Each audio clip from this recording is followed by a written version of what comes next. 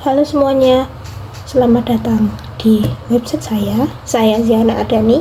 Hari ini kita akan belajar terkait konsep dasar penganggaran.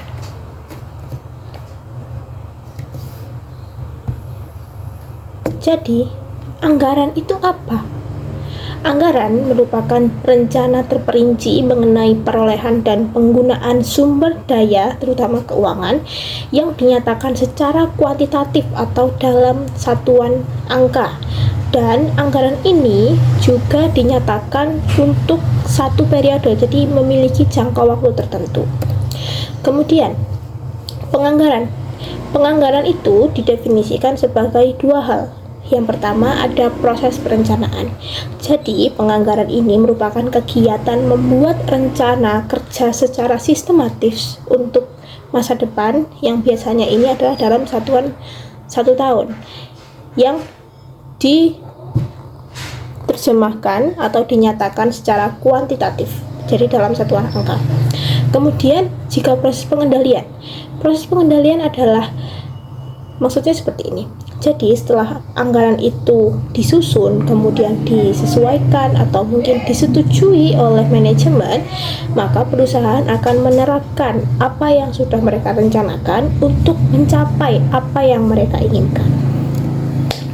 Kemudian mari kita ke analogi penganggaran sebagai peta jalan.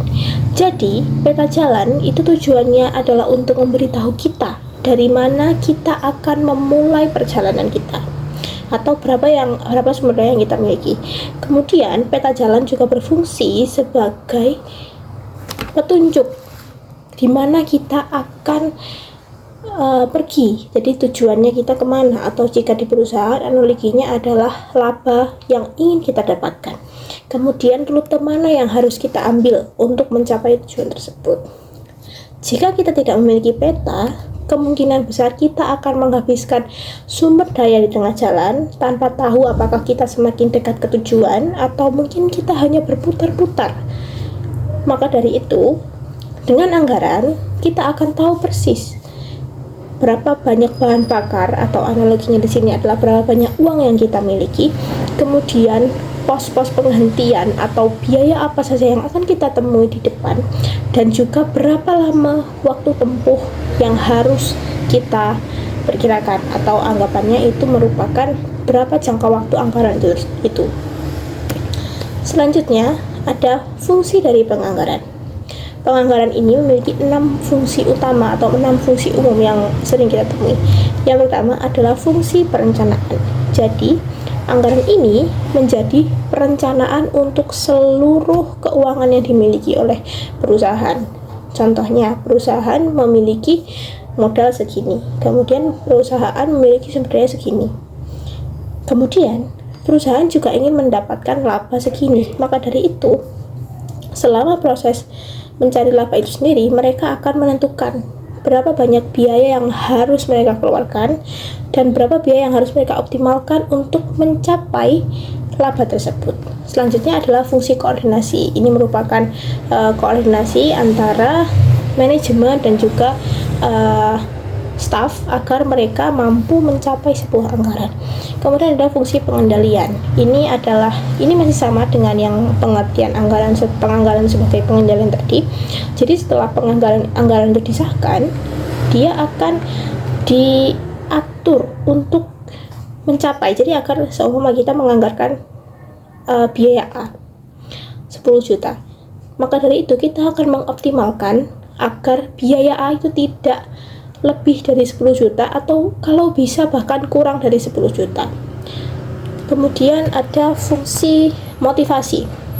Jadi dengan adanya anggaran, kita semua akan termotivasi untuk mencapai anggaran tersebut. Jadi dengan anggaran itu bisa membuat kita termotivasi untuk mencapai apa yang kita inginkan.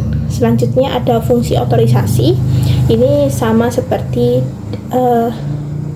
fungsi dari manajemen, kemudian ke staff, dan juga dari direktur ke manajemen, kemudian juga ke staffnya. Selanjutnya ada fungsi evaluasi. Biasanya ini dilaksanakan di akhir tahun, yang dimana setelah anggaran itu terrealisasi, pasti akan ada hal-hal yang harus dievaluasi. Seperti mungkin biaya A terlalu banyak atau mungkin biaya B yang terlalu sedikit, sehingga dari hasil anggaran dan juga hasil yang direalisasikan itu apakah ada selisih, dan selisih itu yang harus kita evaluasi. Selanjutnya adalah tujuan utama dari penganggaran. Yang pertama ada tujuan perencanaan.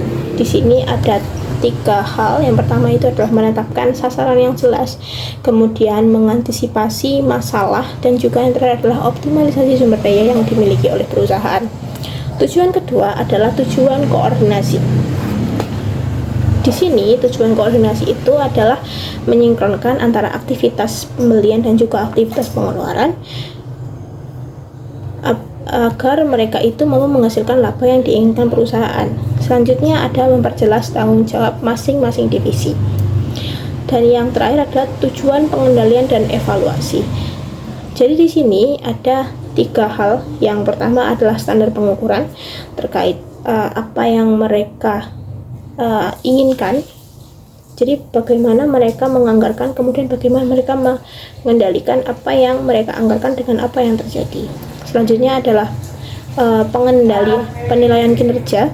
Jadi setelah anggaran tersebut terrealisasi di akhir periode, mereka akan menilai bagaimana kinerja perusahaan dengan melihat gap antara aktualisasi dengan anggaran yang dianggarkan.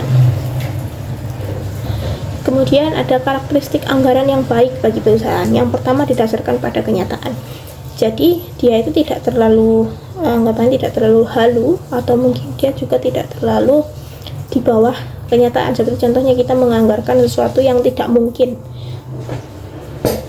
Kemudian ada mudah disesuaikan dengan perubahan zaman atau fleksibel.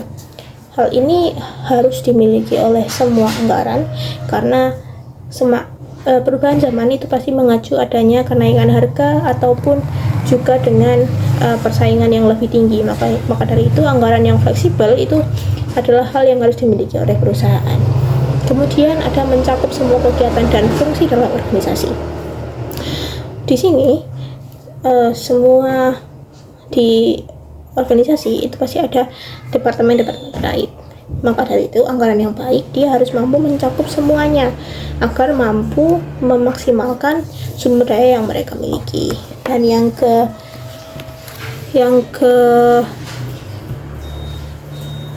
keempat adalah dinyatakan dalam satuan moneter dan satuan kuantitatif yang jelas. Jadi anggaran yang baik itu dia harus dinyatakan dalam satuan uang agar kita mampu untuk menilai bagaimana apa yang kita capai dan juga bagaimana realisasinya. Dan yang kelima adalah berhubungan erat dengan rencana jangka panjang perusahaan.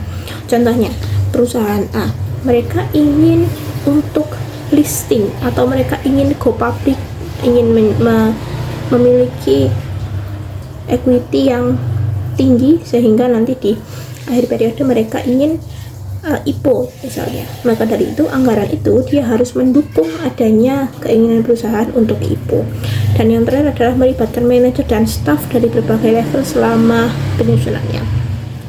Hal ini mendukung adanya perbedaan pendapat antara penganggaran antara departemen, yang dimana tujuannya adalah untuk mencapai apa yang ingin direalisasikan dari masing-masing departemen. Selanjutnya ada jenis-jenis anggaran. Anggaran di sini ada yang pertama berdasarkan ruang lingkup, ada anggaran operasional. Ini berfokus pada perencanaan aktivitas yang menghasilkan pendapatan dan juga biaya.